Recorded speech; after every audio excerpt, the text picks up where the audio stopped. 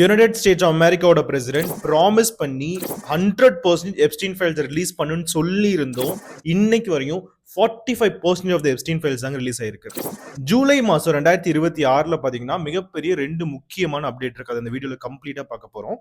அதே மாதிரி 52% of the Americans, அதாவது ட்ரம்ப்போட அந்த ரிப்பப்ளிகன் கட்சியில் இருக்க அமெரிக்கன்ஸும் கூட எப்ஸ்டீன் ஃபைல்ஸை கம்ப்ளீட்டாக 100% ரிலீஸ் பண்ணணும்னு அவங்க ஒரு கோரிக்கை விடுத்தாங்க.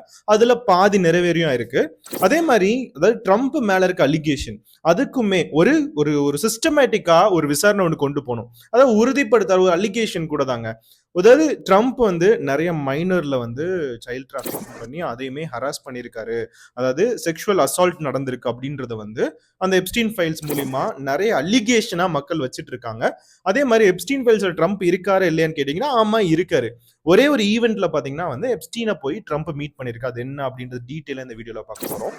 ஸோ மூணாவது விஷயம் என்னன்னா அதாவது இன்னைக்கு வரையும் அதாவது ஒரு 3 முக்கியமான, அதாவது கம்ப்ளீட்டா அந்த ஆதாரங்கள் எல்லாத்தையும் அழிக்கக்கூடிய ஒண்ணு. யாரு அழிக்கிறாங்க அப்படின்னு கேட்டீங்கன்னா அந்த விஷயத்தையும் இது கம்ப்ளீட்டா நம்ம தெரிவிக்க போறோம். அதாவது ட்ரம்ப் மேலதான் உண்மையான அலிகேஷன் இருக்கா, இல்ல இந்த அலிகேஷன் அட்டெம்ப்ட் அதாவது வேற யார் மேலேயாவது இருக்கு அப்படின்றத இந்த வீடியோல பார்க்க போறோம். அதே மாதிரி 3 வாட்டி இந்த சாட்சிகளை கம்ப்ளீட்டா எரேஸ் பண்ணும் அப்படின்னு யாரோ ஒருத்தருக்கு முயற்சி பண்ணிட்டு தாங்க இருக்காங்க. ஸோ அது எல்லாத்தையுமே டீட்டெயிலாக இந்த வீடியோவில் பார்க்க போகிறோம். வீடியோக்குள்ள போய் நம்ம சேனல் சப்ஸ்கிரைப் பண்ண மறந்துடாதீங்க. இந்த வீடியோ லைக் பண்ணுங்க. இந்த வீடியோவை எப்ஸ்டீன் ஃபைல்ஸை ஃபாலோ பண்ணிட்டு இருக்க உங்களோட ஃப்ரெண்ட்ஸ்க்கும் ஷேர் பண்ணுங்க. ஸோ எப்ஸ்டீன் ஃபைல்ஸ் ஒரு சிம்பிளான ஒரு பேக்ரவுண்ட் நம்ம பார்க்கலாம். ஸோ இந்த எப்ஸ்டீன் ஃபைல்ஸில் பார்த்தீங்கன்னா இன்னைக்கு கம்ப்ளீட்டாக அதாவது ஒரு பெரிய ஒரு கேஸு, ஒரு சைல்ட் டிராஃபிக்கிங் கேஸு, அதே மாதிரி சைல்ட் செக்ஷுவல் அசால்ட் கேஸு, இந்த உலகத்தில் வேற வேற இடத்துல இருந்து குட்டி குட்டி குழந்தைங்கலாம் வர வச்சு அதை செக்ஷுவல் அசால்ட் பண்ணியிருக்காங்க. இதில் நிறைய பணக்காரங்கள்ல இன்வால்வ் ஆயிருக்காங்க. ஸோ எப்ஸ்டீன் அப்படின்ற ஒரே ஒரு நபர் பண்ணியிருக்கான். எப்ஸ்டீன் இதுவரையும் மொத்தமாகவே 2 வாட்டி அதை அரெஸ்ட் பண்ணப்பட்டிருக்காங்க. அதே மாதிரி 2வது வாட்டி அரெஸ்ட் பண்ண போகும்போது தான் அது ஜெயிலுக்குள்ளேயே சூசைட் பண்ணிட்டாரு அப்படின்னு ஒரு விஷயத்த வைக்கிறாங்க. ஸோ இப்போ ஓவராலா இந்த இதுல அதாவது எப்ஸ்டீன் ஃபைல்ஸை கொண்டு வந்த லாஸ்ல எவ்வளவு தூரம் டிரான்ஸ்பரன்சி அப்படின்னு ஒரு விஷயம் இருக்கு அப்படின்றத இந்த வீடியோல நம்ம பார்க்க போறோம். So Epstein act, Epstein files transparency act அப்படின்ற ஒரு சட்டம் மூலியமா டிபார்ட்மெண்ட் ஆஃப் ஜஸ்டிஸ், அதாவது கோர்ட் டிபார்ட்மெண்ட் வச்சுக்கோங்க, அந்த டிபார்ட்மெண்ட் ஆஃப் ஜஸ்டிஸ் பார்த்தீங்கன்னா ரிலீஸ் பண்ணியே அவருன்னு சொல்லிட்டு அந்த கண்ட்ரியில யுனைடெட் ஸ்டேட்ஸ் ஆஃப் அமெரிக்காவில் இருக்க லெஜிஸ்லேச்சர், இந்த அதாவது பாராளுமன்றம், அந்த மாதிரி ஒரு நேஷனல் அசம்பிளி தான் அது ஒரு சட்டம் ஒன்று இயற்றுது. இந்த சட்டத்தை இயற்றுறாங்க. அதுவும் இல்லாம ட்ரம்ப் சிட்டிங் பிரசிடென்ட், அவர் அந்த இடத்துல போட்டோ இருந்தாலும், அவர் அதுல ஏதோ ஒரு இன்வால்மெண்ட், இதுல கான்ட்ரோவர்சி இருக்குன்னு தெரிஞ்சாலும் அவரே சைன் பண்ணப்பட்டு இந்த சட்டம் வெளியான அடுத்த நாளே பாத்தீங்கன்னா இந்த எப்ஸ்டீன் ஃபைல்ஸ் ரிலீஸ் பண்ணப்படுறாங்க. நடுவில் நிறைய பிரேக்ஸ்லாம் இருக்கு. அதாவது ட்ரம்ப் அவரே முடிவெடுத்து இந்த சட்டத்தை ஏற்றல, ஓவராலா ஒரு ஃபோர்ஸ் பண்ணி அந்த அரசாங்கம், அதாவது அந்த அரசியல் அமைப்புன்னு கூட சொல்லலாம். ஸோ அந்த ஒரு சிஸ்டம் பாத்தீங்கன்னா ஒரு ஃபோர்ஸ் பண்ணி இதை கண்டிப்பா நீ ரிலீஸ் பண்ணியே தான் ஆகணும் அப்படின்றத ஒரு கோரிக்கை வச்சிருக்காரு. அதாவது ட்ரம்ப் பாத்தீங்கன்னா அவரோட அந்த பொலிட்டிக்கல் ப்ரோபகேண்டால அவர் ஆட்சிக்கு வரதுக்கு முன்னாடி பாத்தீங்கன்னா எப்ஸ்டீன் ஃபைல்ஸ் கண்டிப்பா நான் ஆட்சிக்கு ரிலீஸ் பண்ணிடுவேன்ப்பா அப்படின்னு ஒரு வார்த்தையை விட்டுட்டாருங்க. வார்த்தையை விட்டோன்னே என்ன ஆகுதுன்னா மக்கள் அதை பிடிச்சிக்கிட்டு, அதே மாதிரி அங்க இருக்க அந்த சின்ன சின்ன இந்த லெஜிஸ்லேச்சர்ஸ்லாம், அந்த காங்கிரஸ் அதை பிடிச்சிட்டு கண்டிப்பா அதை நிறைவேற்றி ஆகணும், நீங்க ஒரிஜினலா வாக்கு கொடுத்துருக்கீங்க அப்படின்னாரு. ஏன்னா அவர் ஆட்சிக்கு வந்ததுக்கு அப்புறம் அதை மறுத்துட்டாரு. இப்ப எதுக்கு அதை ரிலீஸ் பண்ணிட்டு, நமக்குலாம் நிறைய வேலைகள் இருக்குப்பா அப்படின்லாம் அவர் கொண்டு வந்துட்டாரு.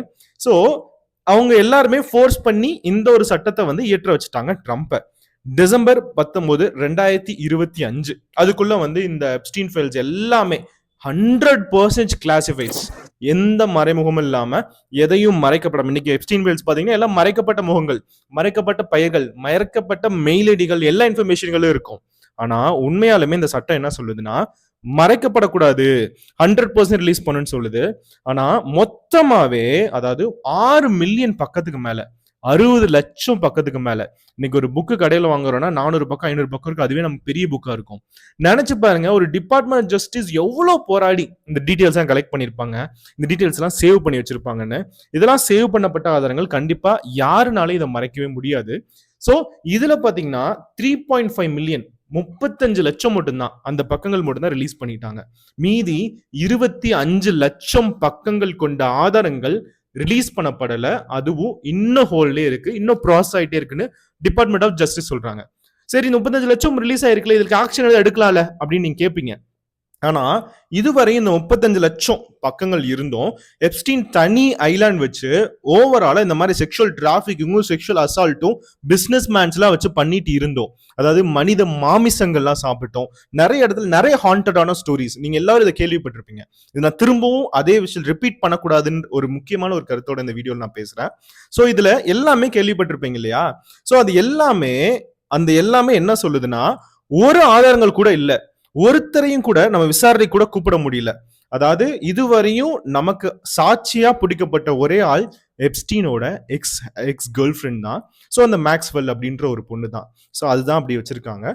ஸோ இதுல என்ன பண்ணுதுன்னா, இந்த நேரத்துல இன்னைக்கு நம்ம இந்த வீடியோ ஏன் பேசிட்டு இருக்கோம்னா, ஒரு ஜட்ஜ் எம்னன் சுலிவன் அப்படின்ற ஒரு ஜட்ஜ் யுனைடெட் ஸ்டேட்ஸ் ஆஃப் அமெரிக்கால அவரு, அதாவது டிபார்ட்மெண்ட் ஆஃப் ஜஸ்டிஸ் ரிலீஸ் பண்ணப்பட்ட பக்கங்கள்ல மறைமுகமா நிறைய மெயில் ஐடிலாம் மறைச்சிருக்கு இல்லையா, அந்த பிளாக் மார்க் எல்லாமே ரீடாக்ஷன்ஸ் எல்லாமே ரிமூவ் பண்ணுங்க அப்படின்றத வந்து ஒரு கோரிக்கையா ஜூலை மாசம் 2ஆம் தேதி, இந்த மாசம் 2ஆம் தேதி வந்து கோரிக்கையா விடுத்திருந்தாரு 2026ல.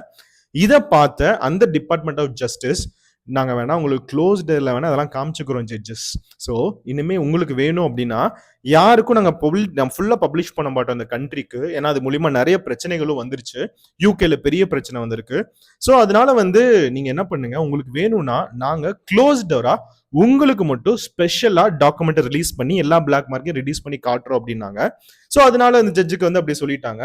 சரி, நான் பேசிட்டு இருக்கும் போது வந்து விக்டம் டெலிஷன் அட்டம் அப்படின்னு ஒரு விஷயத்த சொன்னேன். அதாவது ஆதாரங்களை அழிக்கப்படுறாங்க அது அப்படின்ற ஒரு விஷயத்த சொன்னேன். இந்த வீடியோ பாத்தீங்கன்னா ட்ரம்ப்போட அலிகேஷனும், ட்ரம்ப் தான் அப்படி பண்ணிட்டாரோ இல்ல யூகேவோட மொனார்க் பண்ணிட்டாங்களோ இல்ல வேற யாராவது ஜட்ஜஸ் பண்ணிட்டாங்களோன்ற சொல்றது கிடையாது. இந்த ஒரு கேள்வியை உங்கள்கிட்ட விடுறேன். ஆனா இது எல்லாமே ஒரு டாட்டை கனெக்ட் பண்ணுதுங்க. இது எல்லாமே ஏதோ ஒரு விஷயத்த சொல்ல வருது. முக்கியமா இந்த வீடியோல நம்ம ஃபோக்கஸ் பண்றது என்னன்னா, விக்டம் டெலிஷன் அட்டம்ப்ட்ஸ். மொத்தமா 3 டெலிட்ஸ் ஆஃப் அட்டம்ப்ட்ஸ். இது எல்லாமே ஒரு டாட்ஸ். இதை கனெக்ட் பண்ணி பாத்தீங்கன்னா உண்மையாலுமே இதுக்கு பின்னாடி ஒரு பெரிய ஒரு பின்புலம் இருக்கு. அந்த பின்புலம் என்னவா இருக்கு, எதா இருக்கும் அப்படின்றது உங்களுக்கு கிளியரா கேட்டா தெரியும். ஃபர்ஸ்ட் விஷயம், எப்ஸ்டீன் இறந்தது. ஸோ 2008 ஒரு வாட்டி அரெஸ்ட் ஆயிட்டாரு. 2019 இன்னொரு வாட்டி 2வது அட்டெம்ப்ட் அரெஸ்ட் ஆகுறாரு.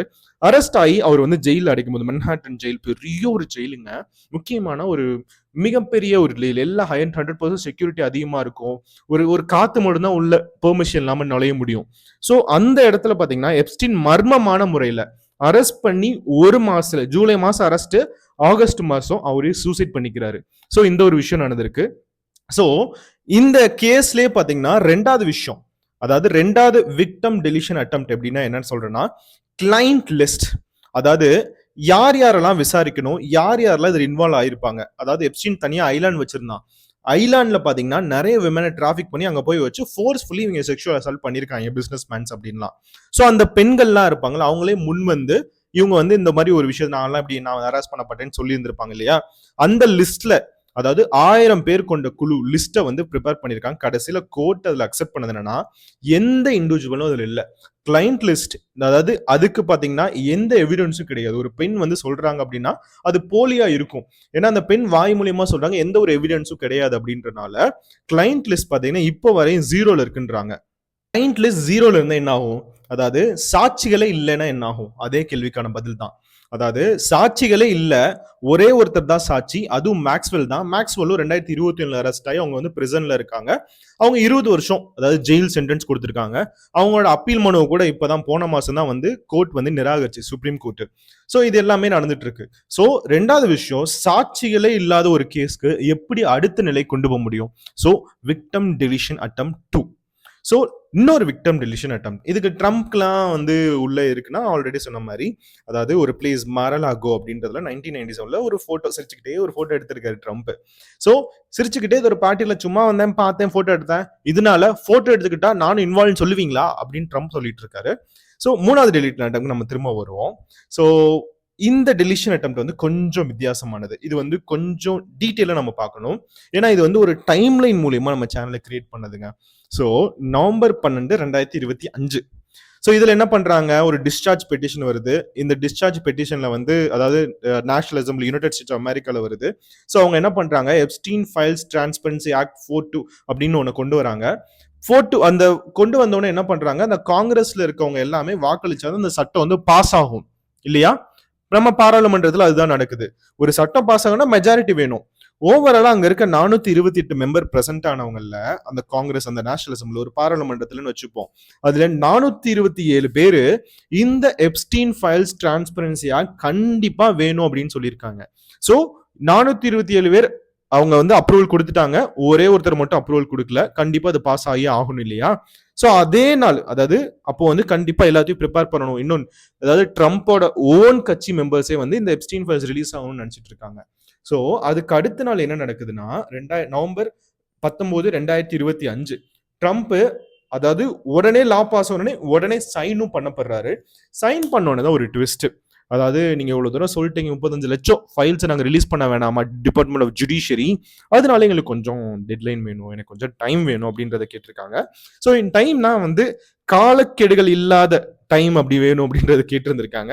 உடனே வந்து அது நிறைய பேர் வந்து இன்வால்வ் ஆகி டக்குன்னு இதை இம்ப்ளிமெண்ட் பண்ணி அவருன்னு ஒரு ஃபோர்ஸ் பண்ண பட்டத்துல திரும்ப உடனே வந்து ஒரு எப்சின் ஃபைல்ஸ் அந்த ஒரு 45%ல கொஞ்சம் 20% ரிலீஸ் ஆயிருக்கு. அதுக்கப்புறம் கொஞ்சம் ரிலீஸ் ஆயிருக்கு. ஸோ இந்த ஒரு டைம் லைன்ல பார்த்துட்டு இருந்தோம்னா, பிப்ரவரி 26, ஸோ இதுல வந்து பில் கிளிங்டன் இந்த மாதிரி நிறைய பிரச்சனை எல்லாம் போயிட்டு இருந்துச்சு இல்லையா? அந்த பிப்ரவரி 26 போயிட்டு இருக்கும்போது இந்த டைம்ல பாருங்க, நவம்பர் மிட்ல இருந்து ஸ்டார்ட் ஆகுது, ஜனவரியில ஃபுல்லா நடக்குது. அது ஜனவரியில பாதி ரிலீஸ் ஆனாங்க, பெரிய ஒரு கலவரம் வெடிக்குது, உலகமே இதை பத்தி பேசுது. அடுத்து திரும்பவும் ஒரு பாதி ரிலீஸ் பண்றாங்க, உலகம் கம்ப்ளீட்டா அதை பத்தி தான் பேசிட்டு இருக்கு. பெரிய பெரிய தலைவர்கள், யுனைடெட் ஸ்டேட்ஸ் ஆஃப் அமெரிக்கால இருக்க மவுண்ட் பேட்டன் அப்படின்ற ஒரு தலைவர் மொனார்க் பாத்தீங்கன்னா, அவரு மேலேயே ஒரு பர்சனல் கேஸ் ஒன்று விசாரிக்கிறாங்க. யூஎஸ் யூகேல எல்லாம் பாத்தீங்கன்னா இந்த மாதிரி ஒரு ப்ரூஃப் இருந்துச்சுன்னு வச்சுக்கோங்க, இந்த மாதிரி எப்ஸ்டீன் ஃபைல்ஸ்ல அவர் இருக்காரு அப்படின்னு தெரிஞ்சிருந்துச்சுனாவே கம்ப்ளீட்டா லைஃப் சென்டென்ஸ், கம்ப்ளீட்டா டெத் சென்டென்ஸ் கொடுப்பாங்க அப்படின்றது தெரியும். ஆனா லைஃப் ஃபுல்லா, வாழ்க்கை ஃபுல்லா ஜெயிலே கழிக்க வேண்டியதான். மொனார்க், அதாவது 400 வருஷம் கழிச்சு, அது யுனைடெட் கிங்டம் மாதிரி ஒரு பெரிய கண்ட்ரில, அந்த மாதிரி பெரிய கண்ட்ரில இருக்க ஒரு மொனார்க் மேல விசாரணை நடத்தி அவங்கள கூப்பிட்டு இந்த மாதிரி கேஸ் போடலான்ற லெவலுக்கு கொண்டு போனது இந்த எப்ஸ்டீன் ஃபைல்ஸ்னால தான். ஸோ இப்போ என்ன நடக்குது, உலகம் ஃபுல்லா வெடிச்சிட்டு இருக்கு.